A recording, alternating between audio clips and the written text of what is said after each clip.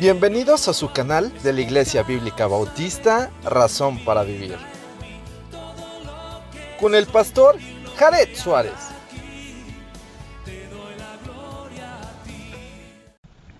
Bienvenidos a su canal de la Iglesia Bíblica Bautista, Razón para Vivir. Hoy vamos a continuar con nuestro texto en la primera carta a los Corintios, capítulo 15, versos 51 al 55. Dice así la palabra de Dios. He aquí, os digo un misterio. No todos dormiremos, pero todos seremos transformados. En un momento, en un abrir y cerrar de ojos, a la final trompeta, porque se tocará la trompeta y los muertos serán resucitados incorruptibles y nosotros seremos transformados. Porque es necesario que esto corruptible se vista de incorrupción y esto mortal se vista de inmortalidad.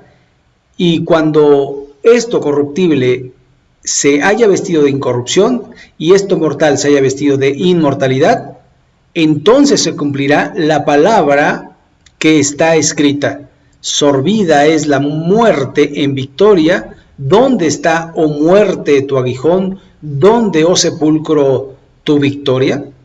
Muy bien, vamos a orar a nuestro Dios y vamos a analizar este texto.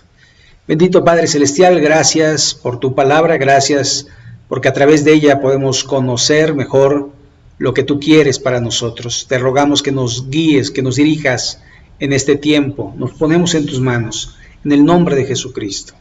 Amén.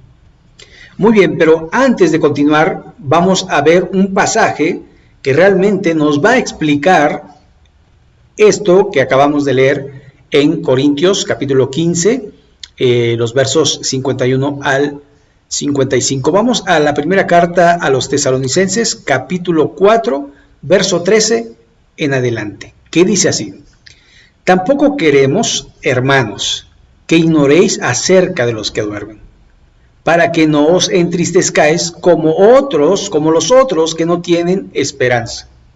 Porque si creemos que Jesús murió y resucitó, así también traerá Dios con Jesús a los que durmieron en él. Por lo cual os decimos esto en palabra del Señor, que nosotros que vivimos, que habremos quedado hasta la venida del Señor, no precederemos a los que durmieron, porque el Señor mismo, con voz de mando, con voz de arcángel y con trompeta de Dios, descenderá del cielo, y los muertos en Cristo resucitarán primero.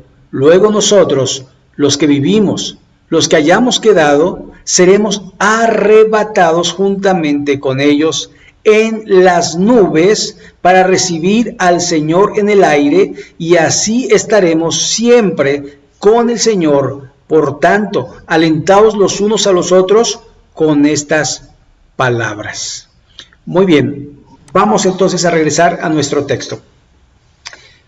El apóstol Pablo viene hablando de la resurrección porque algunos dicen no hay resurrección de muertos. Entonces él dice, si no hay resurrección de muertos, vana es nuestra fe, vana también es nuestra predicación. Y viene explicando cómo de alguna forma hay cosas que de alguna manera van demostrando que la resurrección es real, primeramente porque Cristo resucitó, segundo porque lo dijo, tercero porque está escrito en su palabra. Y el apóstol Pablo, inspirado por el Espíritu Santo, va a dar también instrucción referente a esto. Y dice, he aquí os digo un misterio. ¿Qué es ese misterio? Bueno, lo que leímos en la primera carta a los Tesalonicenses, capítulo 4 y los versos 13 en adelante. Dice, no todos dormiremos, es decir, no todos moriremos, pero todos seremos transformados. Y entonces dice que no precederemos a los que durmieron, sino que los muertos en Cristo, dice, resucitarán primero.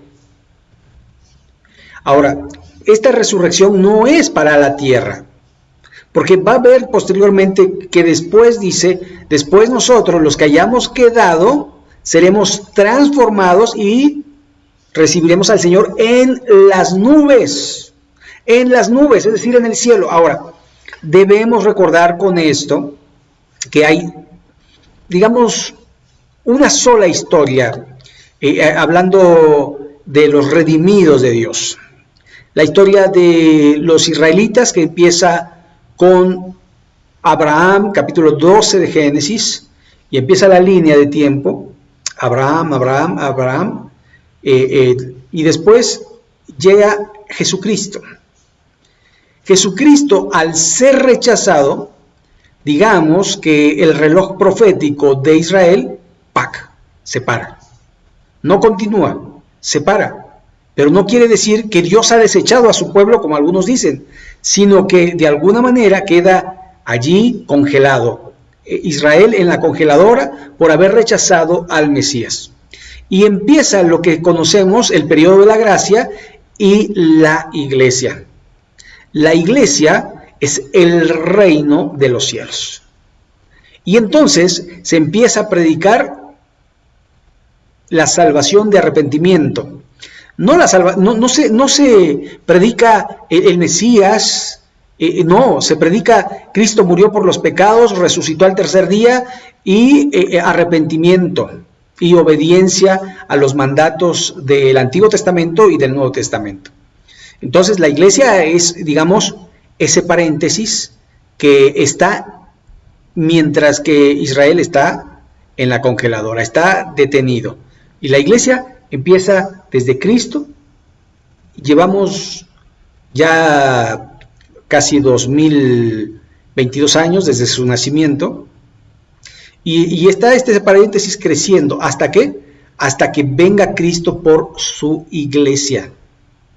Y entonces dice que la iglesia va a ser arrebatada al cielo. No debemos confundir la segunda venida de Cristo con el arrebatamiento de la iglesia. Eso es posterior, la segunda venida de Cristo. En la segunda venida de Cristo, Cristo viene directamente y toca el monte de Sión. Cae, digamos, en Israel.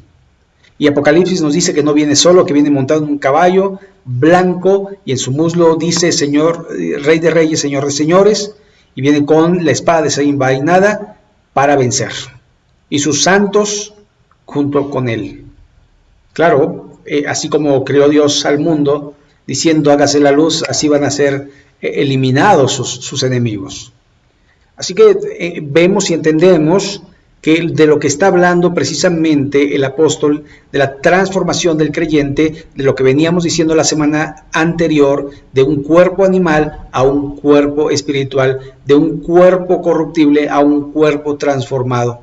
Y lo dice, ¿cómo va a ser esto? El 52, en un momento, en un abrir y cerrar de ojos, a la final trompeta, porque se tocará la trompeta y los muertos resucitados serán resucitados incorruptibles.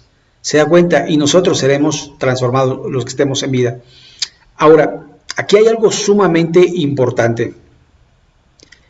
Dice que va a ser como un abrir y cerrar de ojos, y la verdad es que abrimos y cerramos los ojos y no nos damos cuenta, porque es milésimas de segundo.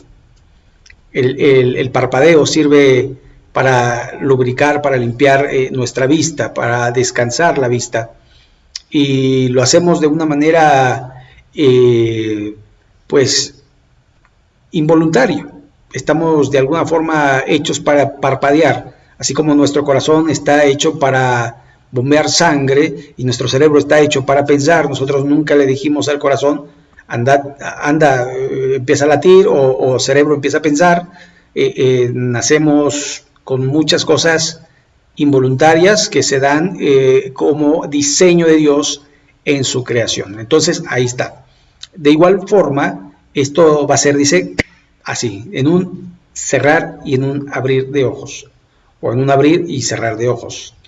Y después habla de una trompeta, la final trompeta. Algunos interpretan la trompeta del Apocalipsis, ¿no? La séptima trompeta. Eso implicaría que la iglesia estaría dentro de la tribulación. Otros dicen que la final trompeta es cuando se hace la fiesta de las trompetas y hay una trompeta final, y que terminando la fiesta de las trompetas, entonces vendrá el Señor Jesucristo. Bueno, aquí de alguna forma uno tiene que pensar que en un momento determinado va a haber una trompeta que anunciará precisamente la venida del Señor. Y entonces nosotros, los que somos cristianos, los que somos hijos de Dios, los que hemos nacido de nuevo, ¡pup!, seremos arrebatados si estamos en vida. Si estamos ya en la sepultura, seremos resucitados, claro, con un cuerpo transformado, un cuerpo glorificado. Así que esto es lo que se va a hacer y eso es lo que va a darse según la bendita palabra de Dios. Verso 23, porque es necesario que esto corruptible se vista de incorrupción y esto mortal se vista de inmortalidad, es decir, para no morir nunca más. El Señor Jesucristo lo dijo, que estaríamos con Él para siempre. Verso 54, y cuando esto corruptible se haya vestido de incorrupción y esto mortal se haya vestido de inmortalidad, entonces se cumplirá la palabra que está escrita: sorbida es la muerte en victoria. ¿Dónde está, oh muerte, tu aguijón? ¿Dónde, oh sepulcro, tu victoria? Y entonces lo que está diciendo es que no va a haber más muerte para los que están en Cristo. Recuerde, Romanos 8:1, ninguna condenación hay para los que están en Cristo Jesús. Y nosotros confiamos en la palabra de Dios. Y dice que si Cristo resucitó, nosotros resucitaremos juntamente con Él. Entonces, de alguna forma, lo que es el Evangelio de Dios es creer en el Señor Jesucristo y vivir conforme a sus mandamientos. Eso yo no le llamo religión.